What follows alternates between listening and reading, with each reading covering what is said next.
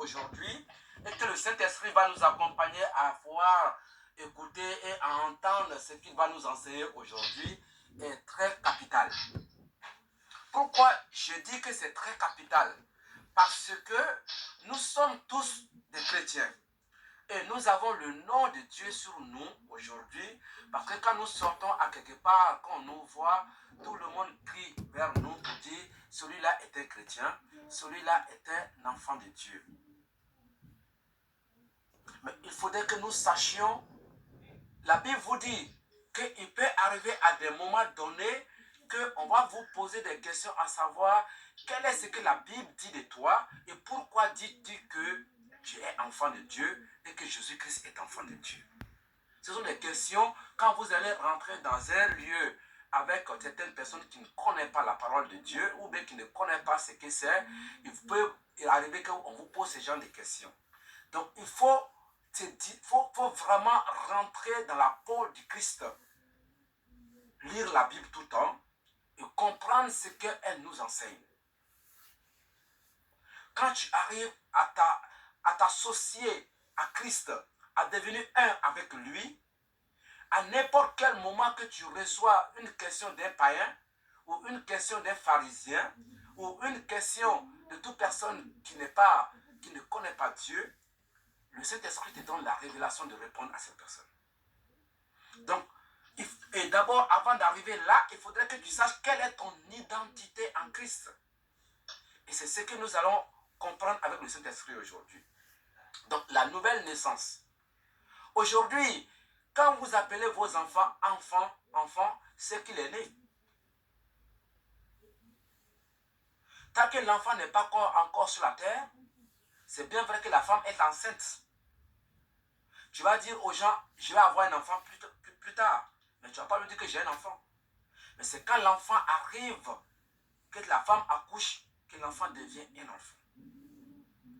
Donc, si vous êtes des enfants de Dieu, c'est que vous êtes nés de Dieu. Si vous êtes en Christ, c'est que vous êtes nés de Christ. Donc, voici ce que la Bible nous enseigne dans ces passages que je vous ai donnés pour que nous prenions ces passages comme un passage d'enseignement, de début d'enseignement. La Bible nous dit, dans ce chapitre 3, il y avait un homme, un pharisien. Ce pharisien-là, c'était un professeur qui enseignait la parole de Dieu au peuple de Dieu dans la loi. C'était un enseignant, un docteur, même pas seulement qu'un enseignant. C'était un docteur qui enseignait la parole de Dieu, qui était un haut cadre dans la parole de Dieu. Quand vous parlez de haut cadre, ça veut dire que quand vous parlez de quelqu'un qui est élevé dans la parole de Dieu, comme la Bible vous disait que Moïse était élevé dans la maison de Pharaon en Égypte. Ça veut dire qu'il était au-dessus des dessus. Ce sont les gens qui connaissaient. C'est la même manière qu'on vous dit que Paul était élevé dans la connaissance de la loi.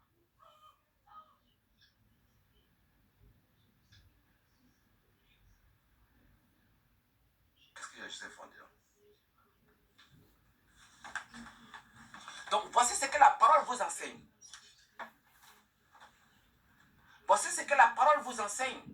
Parce que ces personnes-là étaient des connaisseurs qui connaissaient. Mais nous aussi, nous sommes nés de Dieu. Et nous sommes des enfants de Dieu. Nous écoutons la parole tous les jours. Nous sommes filiés à Jésus-Christ tous les jours. Nous ne marchons pas comme les païens. Et nous ne marchons pas dans la faiblesse des gens qui ne connaissent pas Dieu. Nous sommes des enfants de Dieu. Et nous avons le nom de Christ sur nous. Donc ici,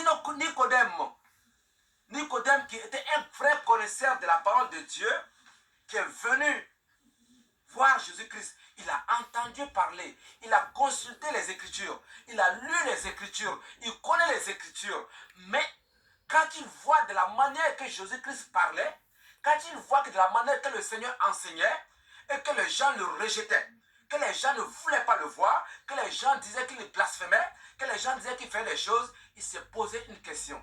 Cet homme-là, malgré que je connais la parole, malgré que je connais les 10 commandements, malgré que je connais la parole qui est lié au Père, que je lis tout le temps, que j'enseigne tout le temps, mais cet homme-là, il est différent. Je vais aller le voir, il s'est levé, il s'est caché, pour ne pas que les autres, ces gens qui étaient avec lui, pour ne pas que ces personnes le voient. Il s'est levé, il est parti voir Jésus. Il a posé la question à Jésus-Christ. Je sais, avant de poser la question, regardez comment il a dit. Les autres disent que Jésus-Christ était un blasphémateur. Mais lui, quand il est arrivé, il a dit à Jésus-Christ coquille. Il dit maître. C'est que déjà dans son cœur, il reconnaît déjà le Christ, que c'est le Messie.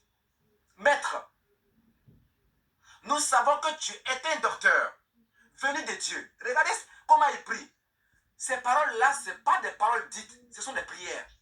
Dans sa connaissance de la parole, il a su que ce que je lisais dans les Écritures, là, dans la loi, ce n'était pas des choses qui devaient être éternelles, mais ce sont des choses qui devaient être éphémères.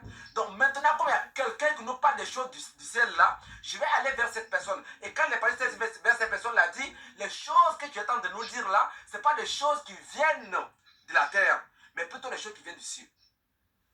Donc, moi, je suis venu entendre et comprendre des choses qui viennent du ciel. Donc, vous aussi, aujourd'hui, essayez de comprendre ce que vous entendez aujourd'hui. Nicodème, en tant qu'enseigneur, il ne comprenait pas. Maintenant, quand Jésus-Christ a commencé à l'enseigner, regardez ce qu'il lui dit. En vérité, je te le dis, si un homme ne naît pas de nouveau,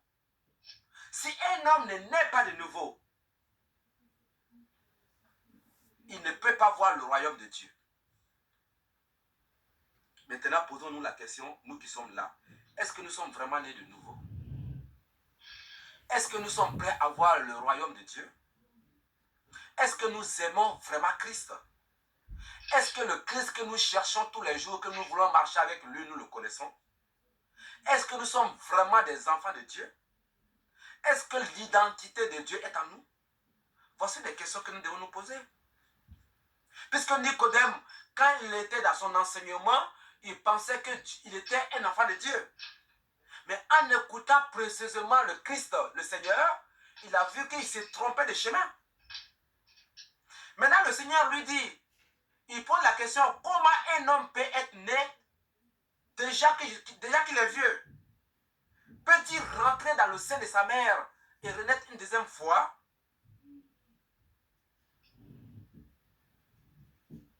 C'est la question que nous posons.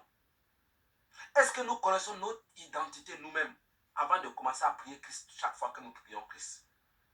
Est-ce que nous savons ce que nous sommes vraiment si nous sommes chrétiens?